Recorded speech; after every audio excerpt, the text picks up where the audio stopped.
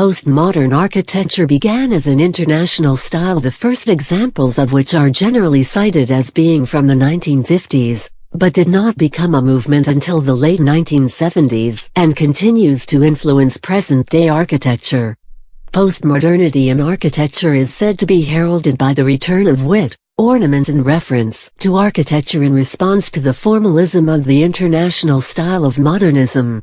As with many cultural movements, some of postmodernism's most pronounced and visible ideas can be seen in architecture.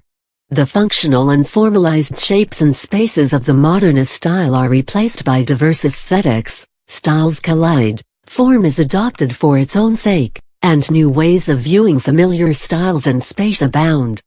Perhaps most obviously, architects rediscovered past architectural ornament and forms which had been abstracted by the modernist architects.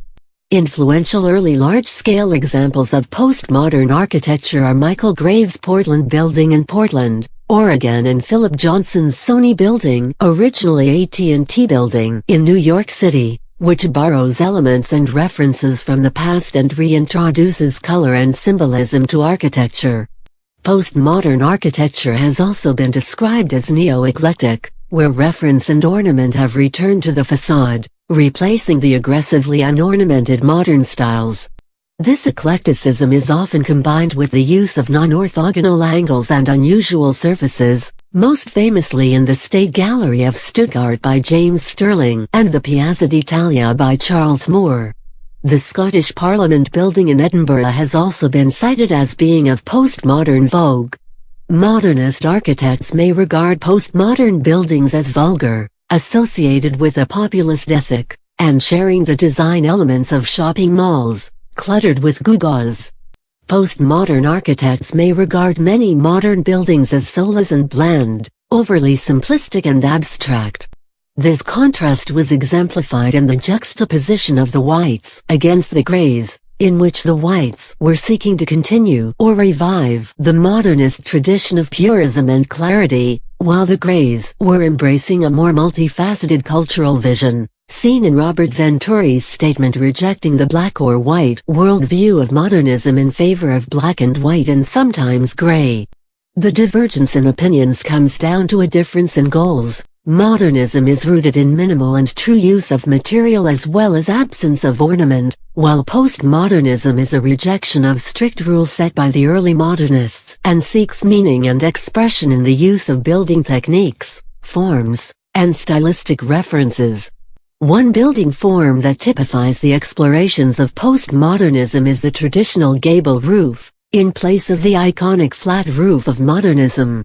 Shedding water away from the center of the building, such a roof form always served a functional purpose in climates with rain and snow, and was a logical way to achieve larger spans with shorter structural members, but it was nevertheless relatively rare in modernist buildings.